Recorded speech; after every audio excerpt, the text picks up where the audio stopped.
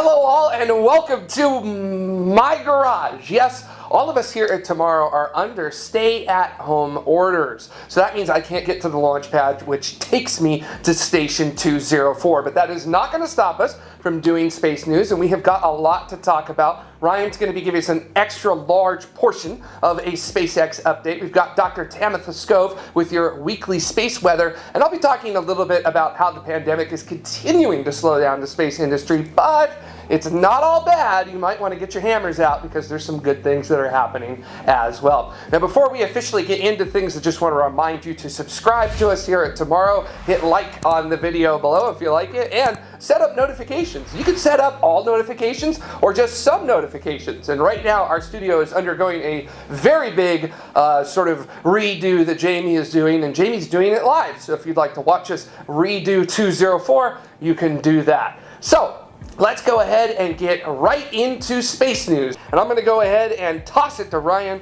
for our SpaceX update to start. The world may not seem like a very nice place at the moment, however COVID-19 has not stopped some very exciting news from SpaceX, which has all come together over the past 2 weeks. The Dragon spacecraft, which SpaceX has not shown much commitment to in the past for the future of the company, has been announced in a brand new variant, which will work within NASA's Artemis program. NASA Administrator Jim Bridenstine tweeted on March 27th that they had selected SpaceX as the initial commercial partner to deliver cargo and supplies to the Lunar Gateway using the new Dragon XL vehicle.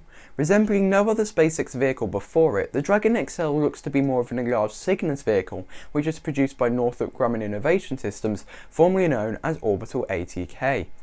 Its design prohibits a return to Earth with no heat shield or aerodynamic designs, which will also mean that it will have to be launched within the payload fairing of a Falcon Heavy. Putting the future into the Falcon Heavy is very exciting stuff because so far it has only launched 2 commercial missions, and more missions means more money for SpaceX and much more enjoyable launches for us humans to watch. When at the Gateway, the Dragon XL will aim to stay from anywhere between 6 to 12 months, which is a much longer window than its smaller sister stays at the ISS for. But the announcement of the new Dragon variant hasn't halted Starship progress, as the launch site down in Boca Chica has been through its preparation stages in order for a test pressurization of the full SN3 vehicle, and also hopefully a low altitude flight near mid-April. But not all in the SpaceX world has been good, as it was at 12:16 Coordinated Universal Time on March 18th when SpaceX launched the Starlink 5 mission, just after an auto abort before liftoff on March 15th didn't allow it to launch then. This mission was quite a monumental one for SpaceX, as it was the 5th time that they had flown the first stage booster, being B1048. This was the first time that SpaceX had flown a booster for the 5th time, but it didn't come without any hiccups. At T+2 minutes and 21 seconds, one of the 9 Merlin 1D engines shut down prematurely. However, the mission continued as normal, as the other engines could compensate for the lack of power from that one engine. SpaceX also failed to complete their secondary mission of landing the first stage, as it was confirmed on the webcast that the first stage had failed to land on the drone ship. However, this was a demanding mission for this booster, being its 5th flight and the most flown Falcon 9 booster in history. SpaceX also used completely reused fairings on this mission, and they recovered both of them. However, they did have to be fished out of the ocean. Thanks for the update, Ryan. I'm really looking forward to hearing about the data from SpaceX, especially about what happened to that Merlin engine. And it may take a little extra longer for that to happen because around the world the COVID-19 pandemic is accelerating, which is causing the space industry to slam on the brakes. Arianespace announced this week that launch campaigns at their Guiana Space Center in French Guiana are suspended, and they'll be holding off on Ariane 5, Vega, and Soyuz flights until it's safe to do so. This will also impact the debut of Arianespace's new Ariane 6 launch vehicle that was set to occur this year. And Rocket Lab has also announced that they're pausing operations in New Zealand and then will resume them when the recommendations allow. All operations at NASA's Stennis and Michoud facilities are shuttered. That means that they are now leaving Orion and the Space Launch System high and dry. So that green run of the Space Launch System first stage is delayed. 9 of NASA's 18 facilities are set at what's called Stage 4 response. That means that everyone is doing mandatory telework unless you are involved in the immediate safety and security of that site. Now, the 9 other facilities are at stage 3, which is mandatory telework unless you are a mission-critical personnel. Work on time-critical missions like the Perseverance Mars rover continues, but even a big mission like the James Webb Space Telescope has seen its work stop, and we're likely to see that launch date for Webb slip again, but no fault of its own for once.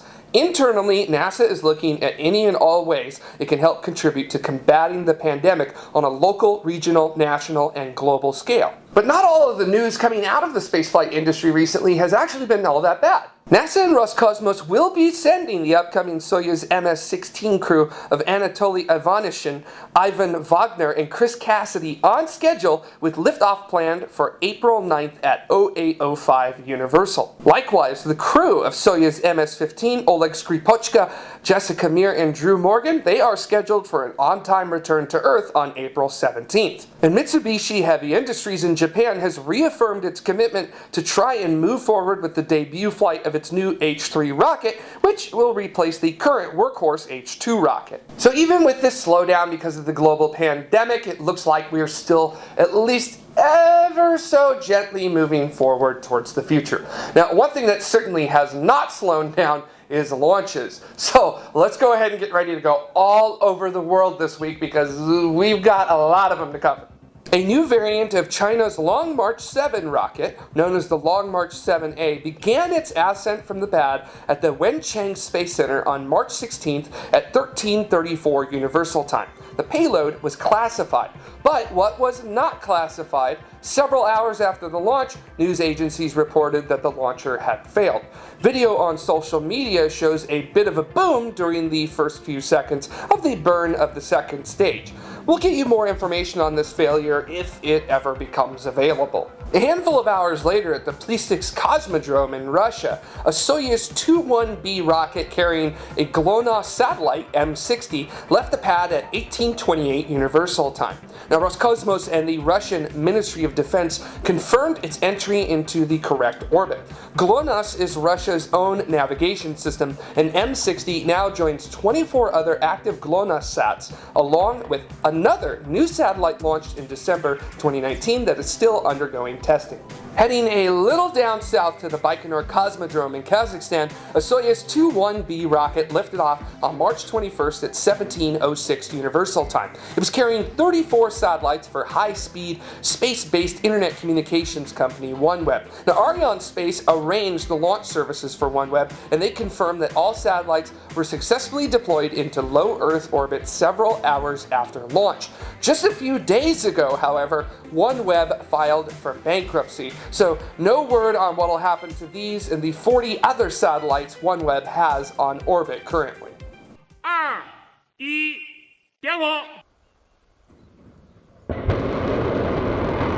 Jumping east from Kazakhstan to China, a Long March 2C left the launch pad at the Xicheng Space Center at 03:43 Universal Time on March 24th. It was carrying 3 satellites simply known as Yaogan 3006. China's state-run news agency, Xinhua, described them as being used for remote sensing missions, but satellite analysts suggest that they're actually being used by the Chinese military for intelligence gathering.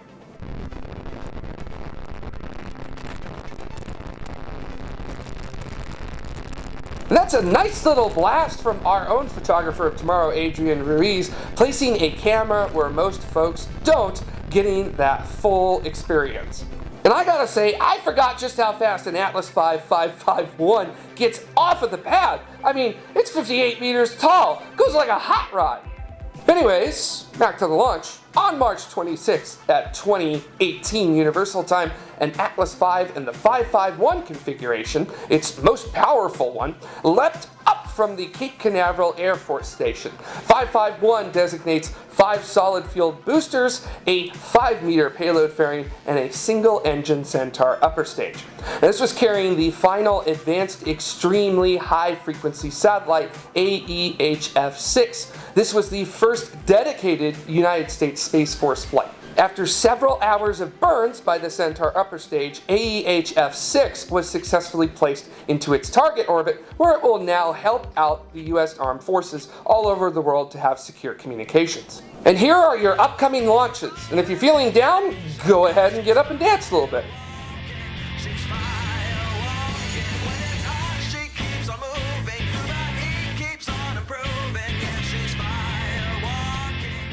And for your space weather update, here's Dr. Tamitha Skov.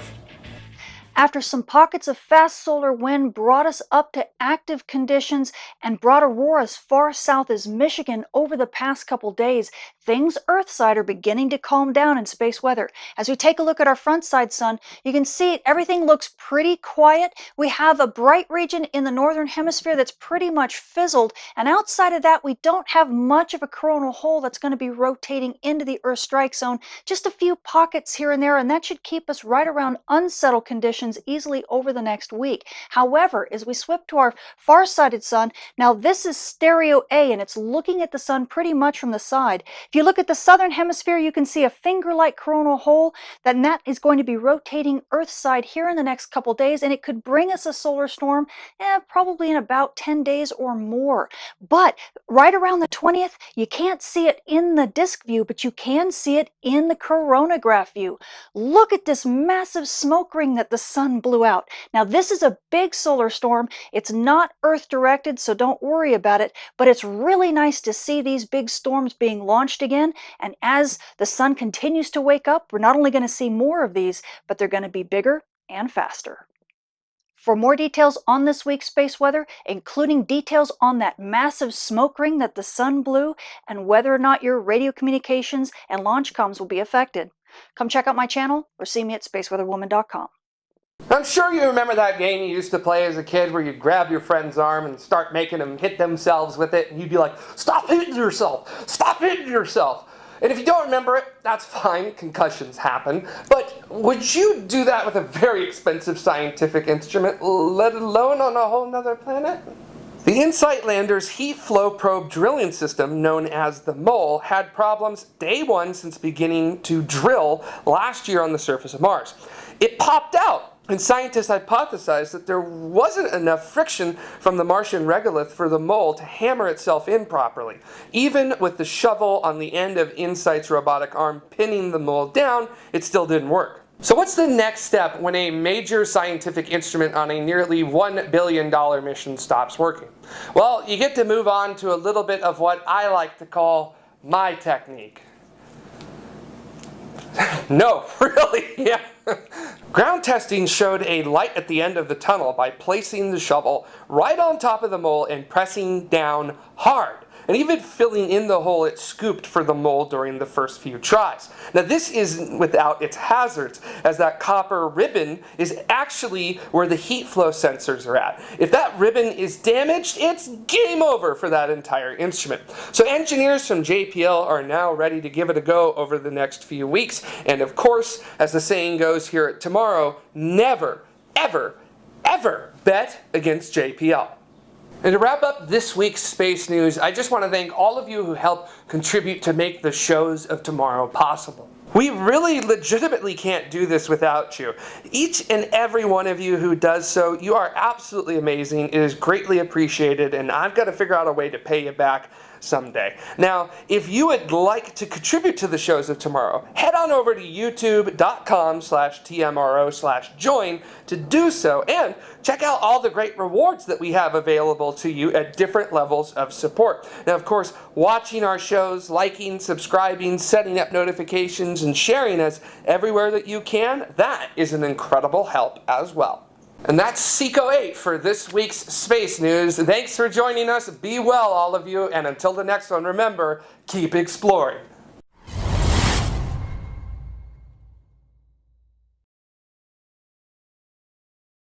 Just want to remind you to subscribe, like to us, and that was pretty good. I was doing pretty good. I'm not mad at that. I was coasting.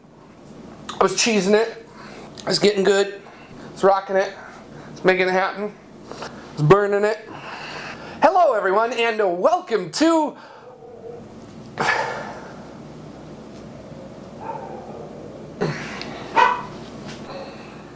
my own animals are betraying me now. What, do you want me on camera? Nobody's gonna care what you have to say unless it's about SpaceX. What have you got to say?